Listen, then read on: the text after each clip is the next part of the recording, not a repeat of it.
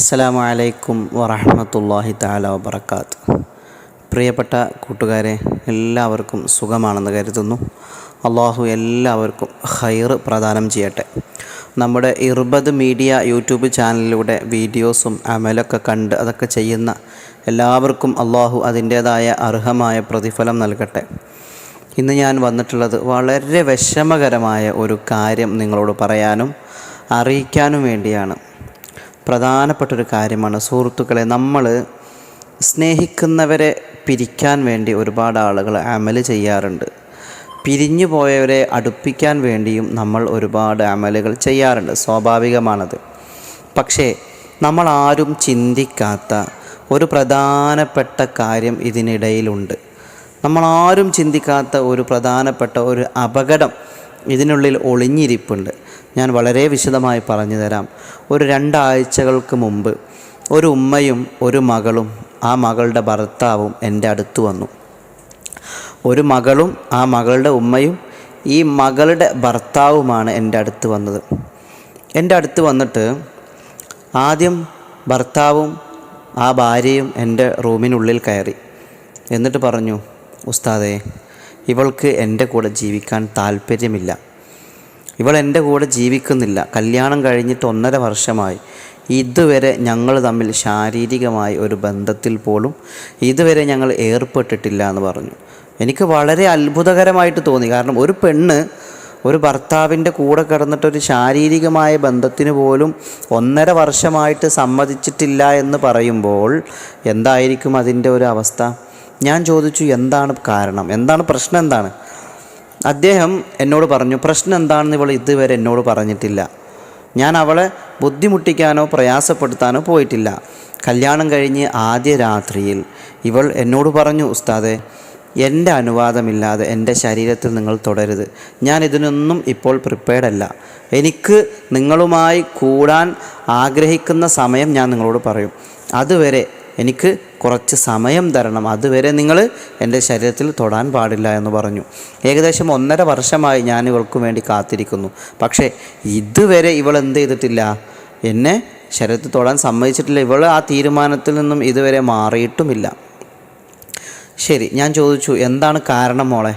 ആ പെൺകുട്ടി എന്നോട് ഇവൻ്റെ മുന്നിൽ നിന്ന്, ഈ ഭർത്താവിൻ്റെ മുന്നിൽ നിന്നും ഒന്നും സംസാരിക്കുന്നില്ല.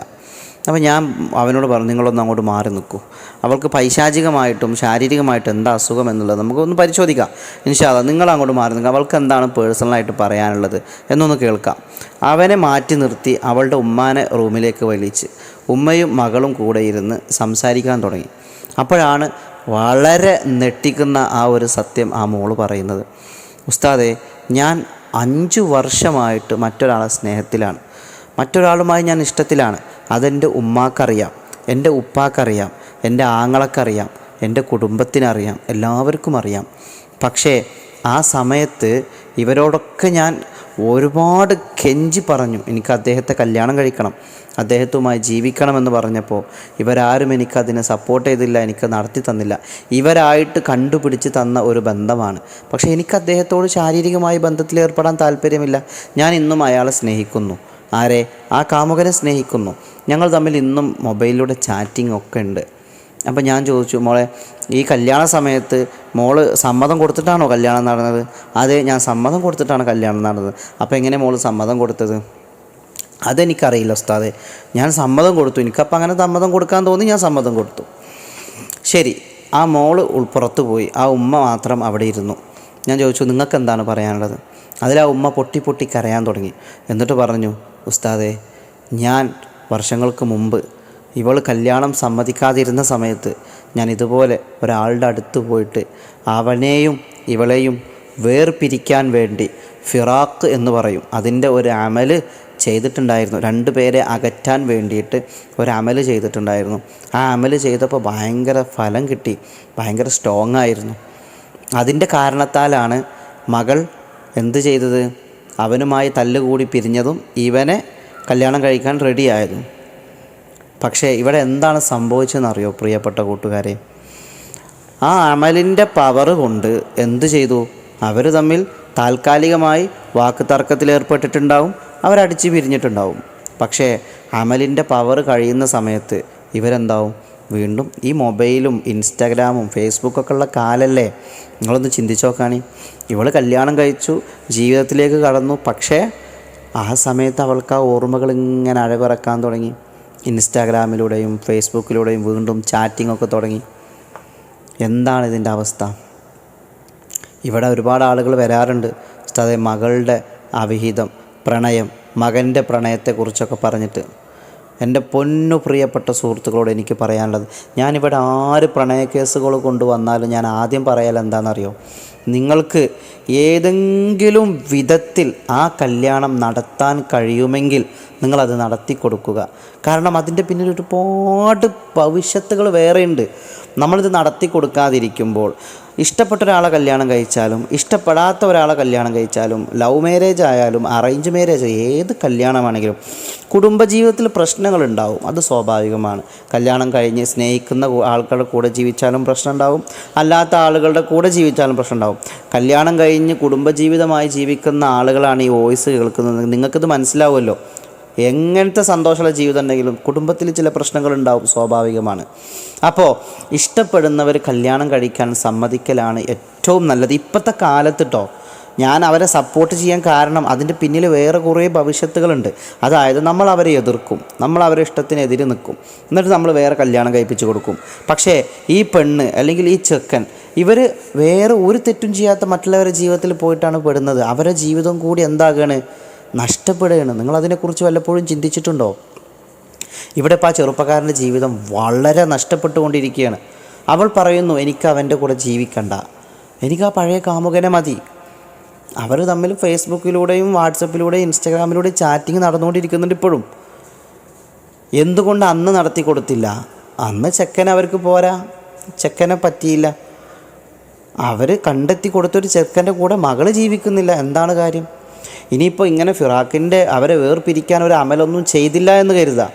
എന്നാലും കുറേ കഴിയുമ്പോൾ ഇവർ ഈ ഫോണ് ഇത് വല്ലാത്തൊരു അപകടം പിടിച്ച സാധനമാണ്. എന്നാൽ നല്ലതിനും പറ്റും. ഇതുള്ള കാലത്തോളം ഒരിക്കലും നമുക്ക് അവരെ വേർപ്പെടുത്താൻ കഴിയില്ല. എങ്ങനെ പോയാലും ലാസ്റ്റ് ഇത് കറങ്ങി തിരിഞ്ഞ് നമ്മളെ തലയിൽ വരും. അല്ലെങ്കിൽ പിന്നെ മാതാപിതാക്കളെ കുറച്ചൊക്കെ സ്ട്രോങ് വേണം. നല്ല സ്ട്രോങ്ങുള്ള മാതാപിതാക്കൾ. നിൽക്കടി അവിടെ എന്ന് പറഞ്ഞാൽ നിൽക്കണം, മാറട അവിടെ നിന്ന് പറഞ്ഞാൽ മാറി നിൽക്കണം. നേരെ മറിച്ചാണെന്ന്, നിൽക്കടി അവിടെ എന്ന് പറഞ്ഞാൽ അങ്ങോട്ട് പോവുകയേ ചെയ്യുള്ളൂ. ഇവിടെ വാടാന്ന് പറഞ്ഞാൽ മക്കൾ അങ്ങോട്ട് പോകും. എടാ അത് ചെയ്യല്ലേ എന്ന് പറഞ്ഞാൽ അതെന്നെ ചെയ്യുള്ളൂ. അതാണ് ഇപ്പോഴത്തെ മക്കളെ പവർ അല്ലേ? പ്രിയപ്പെട്ട കൂട്ടുകാരെ, പ്രിയപ്പെട്ട മാതാപിതാക്കളെ, എൻ്റെ ശബ്ദം കേൾക്കുന്ന നിങ്ങളോട് എനിക്ക് പറയാനുള്ളത്, മക്കളെ ലഹരിക്കടിമയാണ് ഉസ്താദെ, ദുആ ചെയ്യണം. മക്കൾ ഞാൻ പറഞ്ഞത് കേൾക്കുന്നില്ല, നിങ്ങൾ എന്തെങ്കിലും ഒന്ന് പറഞ്ഞു തരുമോ? 18 കൊല്ലം 20 കൊല്ലം നിങ്ങൾ ലാളിച്ച് നോക്കി വളർത്തിയ നിങ്ങളെ മക്കൾ നിങ്ങൾ പറയണത് കേൾക്കണില്ലെങ്കിൽ പിന്നെ ആര് പറഞ്ഞാലേ കേൾക്കുക? ഞങ്ങൾ പറഞ്ഞാലോ? നിങ്ങളൊന്ന് ആലോചിച്ച് നോക്കി. മക്കളെ വിഷമം പറഞ്ഞ് വിളിക്കുന്ന മാതാപിതാക്കളെ വിഷമം കൊണ്ടാണ്, ഞാൻ നിങ്ങളെ കുറ്റപ്പെടുത്തല്ല. നിങ്ങളൊന്ന് ആലോചിച്ച്, യുക്തി കൊണ്ട് നിങ്ങൾ ബുദ്ധി കൊണ്ടൊന്ന് ആലോചിച്ച് നോക്കി. 19 കൊല്ലം 20 കൊല്ലം 21 കൊല്ലം നിങ്ങൾക്ക് അവരെ നോക്കാൻ അവസരം കിട്ടി. അവരെ വളർച്ച നിങ്ങളാണ് കണ്ടത്. അവരെ ചെറുപ്പത്തിൽ ലാളിച്ചതും ഓമനിപ്പിച്ചതും വളർത്തിയതും അവർക്ക് വേണ്ട സാധനങ്ങൾ മുഴുവൻ വാങ്ങിക്കൊടുത്തതും മൊബൈൽ ഫോൺ വാങ്ങിക്കൊടുത്തതും ലാപ്ടോപ്പ് വാങ്ങിക്കൊടുത്തതും ടാബ് വാങ്ങിക്കൊടുത്തതും എല്ലാം നിങ്ങളാണ് അല്ലേ? നിങ്ങളാണ് നിങ്ങളെ മക്കൾ വഴി തെറ്റാനുള്ള എല്ലാ അവസരങ്ങളും ഒരുക്കി കൊടുത്തത്. എന്നിട്ട് മക്കൾ വഴി തെറ്റി നിങ്ങൾ പിടിച്ചോടുത്ത് മക്കളെ കിട്ടണില്ല എന്ന് കാണുമ്പോൾ ഓരോ ഉസ്താദുമാരടുത്തും തങ്ങന്മാരടുത്തും ഉസ്താദുമാരടുത്തൊക്കെ പോയിട്ട് നിങ്ങൾ പരാതി പറയാം, ഉസ്താദ് എന്തെങ്കിലും ഒന്ന് ചെയ്തു തരണം മക്കൾ നന്നാവാൻ. 18ഉം 20ഉം കൊല്ലം നിങ്ങൾ നന്നാക്കിയിട്ട് നന്നാവാത്ത മക്കൾ ഏതെങ്കിലും ഒരു ഉസ്താദിൻ്റെ അടുത്ത് പോയിട്ടൊരു തകിട് ചൂടാക്കിയാലോ വെള്ളത്തിൽ മന്തിരിച്ചൂതി കൊടുത്താൽ നന്നാവും നിങ്ങൾ കരുതുന്നുണ്ടോ? ഇപ്പോഴത്തെ ഈ നൂറ്റാണ്ടിൽ ശരിക്കും അങ്ങനെ കരുതുന്നുണ്ടോ നിങ്ങൾ? 18ഉം 20 കൊല്ലം നിങ്ങൾ നോക്കി വളർത്തിയ നിങ്ങളെ മക്കൾ നിങ്ങൾ പറയണത് കേൾക്കണില്ല, ഏതെങ്കിലും ഒരു പള്ളിക്കത്തെ മൗലിയരോ ഉസ്താദോ തങ്ങളോ പറഞ്ഞാൽ കേൾക്കും നിങ്ങൾ കരുതുന്നുണ്ടോ? നിങ്ങൾക്ക് തെറ്റിപ്പോയി. നമ്മളെ മക്കൾ ഇന്ന് വഴി തെറ്റിക്കൊണ്ടിരിക്കുന്ന ഒരു കാലഘട്ടത്തിലാണ് ജീവിച്ചു കൊണ്ടിരിക്കുന്നത്. പ്രണയം, അവിഹിതം ഇത് വല്ലാതെ അധികരിച്ചൊരു കാലത്താണ്. സ്നേഹിക്കുന്നവരാണെങ്കിൽ നടത്തി കൊടുക്കാൻ പറ്റുന്നില്ല, നടത്തി കൊടുക്കുക. അതിനാലെ വരുന്നത് ആ മകൾ ആ മകൻ അത് അവർ അനുഭവിക്കട്ടെ. അല്ലാതെ അവരെ വേർപ്പെടുത്താൻ വേണ്ടി അമലുകൾ ചെയ്യാൻ വരുന്നവരോട് എനിക്ക് പറയാനുള്ളത്, ഈ അമലിൻ്റെ ഒരു പവറും ആ ഒരു ഗാംഭീര്യം കുറച്ച് കഴിഞ്ഞാൽ കഴിയും. അപ്പോൾ ഒന്ന് അത് വർക്കൗട്ടാവും, പിന്നീട് അവർ വീണ്ടും ആ സിറ്റുവേഷനിലേക്ക് പോകും. ചില ആളുകൾ ആ പിരിയുമ്പോൾ വേറൊരു ഇണയെ കിട്ടുമ്പോൾ അതിൽ പൊരുത്തപ്പെട്ട് അങ്ങനെ പോകും. ചില ആളുകളുടെ മനസ്സ് പോലെ ഇരിക്കും കാര്യങ്ങൾ. എല്ലാവരും ഒരുപോലെയാണെന്ന് ഞാൻ പറയുന്നില്ല. 180% ആളുകളെ കാര്യമാണ് ഞാൻ പറയണത്. അങ്ങനെ വരുമ്പോൾ അത് വല്ലാത്തൊരു വിഷമമാണ്. ഞാൻ ഒരുപാട് സംസാരിച്ച് നീട്ടുന്നില്ല. അവസാനം ഇവിടെ നിന്ന് ഇറങ്ങി പോകുമ്പോൾ ആ മോളെന്താ പറഞ്ഞതെന്നറിയോ?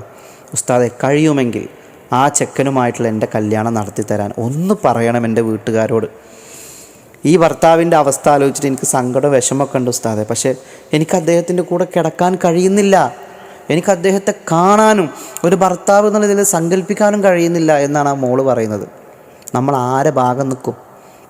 ഒരു ഭാഗത്ത് ഒന്നും അറിയാതെ ഒരു ചെറുപ്പക്കാരൻ വളരെ പ്രതീക്ഷയോടുകൂടി മാതാപിതാക്കളെയും കുടുംബക്കാരെയും അയൽവാസികളെയും നാട്ടുകാരെയും വിളിച്ച് ആരവത്തോടുകൂടി നടത്തിയ ഒരു കല്യാണം അല്ലേ? ആ ചെറുപ്പക്കാരൻ്റെ ഭാഗത്തും ചിന്തിച്ച് നോക്കൂ. മറ്റൊരു ഭാഗത്ത് ഒരു പെണ്ണ് തൻ്റെ ഇഷ്ടമില്ലാതെ തൻ്റെ മാതാപിതാക്കൾ അവിടെയും ഇവിടെയും പോയി ഓരോന്ന് ചെയ്ത് അവരുടെ മനസ്സ് മാറ്റിയിട്ട് മറ്റൊരാളുടെ അടുത്തേക്ക് പറഞ്ഞയച്ചിട്ട് നടത്തിയ കല്യാണം. ശരിക്കും ഇതിൽ ആരാണ് തെറ്റുകാർ? അള്ളാഹു കാക്കട്ടെ. തകരുന്ന മക്കളുടെ ജീവിതങ്ങൾ ഒരുപാട് കാണുന്നുണ്ട്. രാവിലെ മുതൽ വൈകുന്നേരം വരെ ഇവിടെ വരുന്ന ആളുകളുടെ വിഷമങ്ങൾ കേൾക്കുമ്പോഴേ അത് മനസ്സിലാവുള്ളൂ. പരാതിയും വിഷമം പറയാൻ മാത്രമല്ല ഇവിടെ ആളുകൾ വരുള്ളൂ. സന്തോഷം പറയാൻ വരുമോ ആരെങ്കിലും? ചിന്തിച്ചിട്ടുണ്ടോ? കമൻറ്റ് ബോക്സ് ഒന്ന് ആലോചിച്ച് നോക്കുകയാണെങ്കിൽ, നമ്മളെ കമൻറ്റ് ബോക്സ് നോക്കുകയാണെങ്കിൽ ആരെങ്കിലും ഉസ്താദ് പറഞ്ഞ കാര്യം ചെയ്തിട്ട് അൽഹംദുലില്ലാ എൻ്റെ കാര്യം നടന്നിട്ടോ, സന്തോഷമുണ്ട്, അല്ലെങ്കിൽ ഉസ്താദ് എനിക്ക് നല്ലൊരു വീടുണ്ട് കേട്ടോ, അൽഹംദുലില്ലാ റാഹത്താണ് എന്ന് ആരെങ്കിലും കമൻറ്റിൽ പറഞ്ഞു കേട്ടിട്ടുണ്ടോ? എല്ലാവരും ഇല്ലായ്മയും സങ്കടവും പരാതിയും പറയാൻ വേണ്ടി മാത്രമല്ലേ കമൻ്റ് ഇടുന്നതും വിളിക്കുന്നതൊക്കെ. അപ്പോൾ നിങ്ങളൊന്ന് ആലോചിച്ച് നോക്കൂ. ഇവിടെ വിഷമങ്ങൾ കേട്ടിരിക്കുമ്പോഴേ അതിൻ്റെ വേദന മനസ്സിലാവും. ഒരുപാട് ആളുകളുണ്ട് ഇതുപോലെ. എന്നെഴുതി പ്രണയിക്കുന്നവരെ ഞാൻ സപ്പോർട്ട് ചെയ്ത് സംസാരിച്ചു എന്നല്ല ഞാൻ പറയുന്നത്. നിങ്ങൾ ഇപ്പോഴത്തെ കാലഘട്ടത്തിൽ യുക്തിപരമായിട്ട് ചിന്തിക്കുക. മക്കളുടെ ഭാവിയാണ്. മറ്റൊരു വീട്ടിൽ പോയി നിൽക്കേണ്ട മക്കളാണ്. ഒരുപാട് സങ്കടമുണ്ട് കാണുമ്പോൾ. ഇവിടെ വന്ന് കഴിഞ്ഞ ആഴ്ചയിൽ എത്ര കേസുകളാണ്. ഉസ്താദ്, എൻ്റെ മകൻ അന്യജാതിക്കാരുമായി കൂടിയിട്ടുണ്ട്, എൻ്റെ മകൾ മുസ്ലിം ചെറുപ്പക്കാരനുമായിട്ട് കൂടി നടക്കുകയാണെന്ന് ഹൈന്ദവരായ അമ്മമാർ വന്ന് സങ്കടം പറയുന്നു. മുസ്ലിം ഉമ്മത്തിൽപ്പെട്ട ഉമ്മമാർ, ഉസ്താദെ എൻ്റെ മകൻ ഹൈന്ദവ മതത്തിൽപ്പെട്ട പെണ്ണുമായിട്ട് സ്നേഹത്തിലാണ്, എന്തു ചെയ്യും? നിങ്ങൾ പറയുന്നത് നിങ്ങളെ മക്കൾ കേൾക്കുന്നില്ല. നിങ്ങളത് കുറേ മുമ്പേ നമ്മൾ ലെവലാക്കി കൊണ്ടുവരണമായിരുന്നു. ഒരുപാട് മുമ്പ് നമ്മൾ ലെവലാക്കി കൊണ്ടുവരണമായിരുന്നു. ഇനി പറഞ്ഞിട്ട് കാര്യമില്ല. അള്ളാഹു നമ്മളെ മക്കളെ നന്നാക്കി തരട്ടെ. അള്ളാഹു നമ്മളെ മക്കളൊക്കെ സ്വാലിഹീങ്ങളാക്കി തരട്ടെ. അപ്പോൾ ഇൻഷാ അള്ളാഹ് മക്കൾ ഇഷ്ടത്തിലാണെങ്കിൽ അവരോട് അതിനെക്കുറിച്ച് നല്ല സ്നേഹത്തിൽ ചോദിച്ചറിഞ്ഞിട്ട് എന്താണ് അവർക്ക് വേണ്ടത്. ആ ചെക്കൻ തരക്കെടില്ലെങ്കിൽ വേഗം അങ്ങോട്ട് കെട്ടിച്ചു കൊടുക്കുക, അല്ലെങ്കിൽ ആ പെണ്ണ് തരക്കെടില്ലെങ്കിൽ വേഗം അങ്ങോട്ട് കെട്ടിച്ചു കൊടുക്കുക. ഒരിക്കലും നിങ്ങൾ അതിനെ എതിർത്തിട്ട് നാളെ പിറ്റേന്ന് അവരൊരു അവിഹിത ബന്ധത്തിലേക്ക് പോകാനൊരിട വരരുത്. അതാണ് ഞാൻ പറഞ്ഞു വരുന്നത്. അള്ളാഹു കാക്കട്ടെ.